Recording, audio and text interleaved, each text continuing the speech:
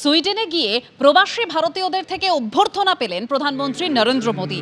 বিশ্বে বাঙালি সংস্কৃতি অত্যন্ত জনপ্রিয়, সুইডেনও ব্যতিক্রম নয়।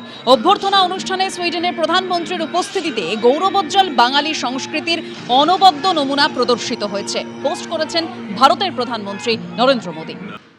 সুইডেনে গিয়ে প্রবাসী ভারতীয়দের থেকে অভ্যর্থনা পেলেন প্রধানমন্ত্রী নরেন্দ্র মোদী। বিশ্বে বাঙালি সংস্কৃতি অত্যন্ত জনপ্রিয়, সুইডেনও ব্যতিক্রম নয়। অভ্যর্থনা অনুষ্ঠানে সুইডেনের প্রধানমন্ত্রীর উপস্থিতিতে গৌরবোজ্জ্বল বাঙালি সংস্কৃতির অনবদ্য নমুনা প্রদর্শিত হয়েছে, পোস্ট করেছেন ভারতের প্রধানমন্ত্রী নরেন্দ্র মোদী।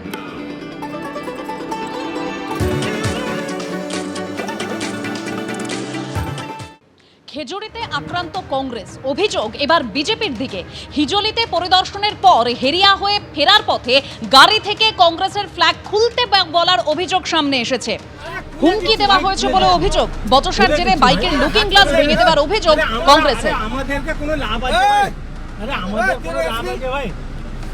কংগ্রেসের কি অভিযোগ, পাল্টা বিজেপিও কি বলছে, রাখবো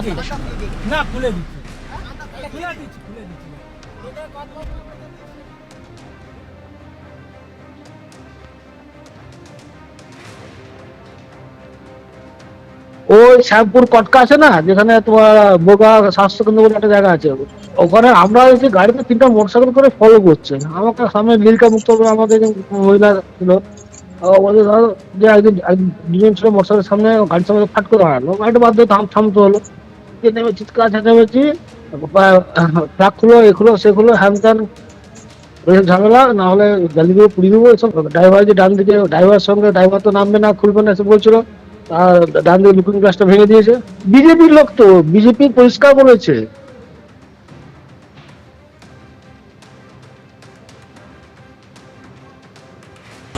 মাসুদ মল্লিক নামে কি একজন এসেছিল কংগ্রেসের পক্ষ থেকে, নাকি দক্ষিণকাঠি প্রার্থী ছিল, তো সেক্ষেত্রে আজকে ছবি তুলতে এসেছিল হিজলিতে। হিজলিতে অত্যন্ত দুঃখজনক একটা ঘটনা ঘটেছে, যেখানে সম্প্রীতির বাংলা, আমাদের এই খেজুরি, সম্প্রীতির খেজুরি, ঐক্যের খেজুরি হিজলি, আমাদের হিজলি শরীফ, মৈত্রী হিজলি শরীফ, একটা শর্ট সার্কিট নিয়ে একটা ঘটনা ঘটেছে, সেটা পুলিশ তদন্তাধীন রয়েছে। তার জন্য আমরা ব্যথিত। আমাদের লোকাল বিধায়ক সাহেব সুব্রত পাইক সহ আমরা, বিডিও সাহেব সহ আমরা পথে গিয়েছি।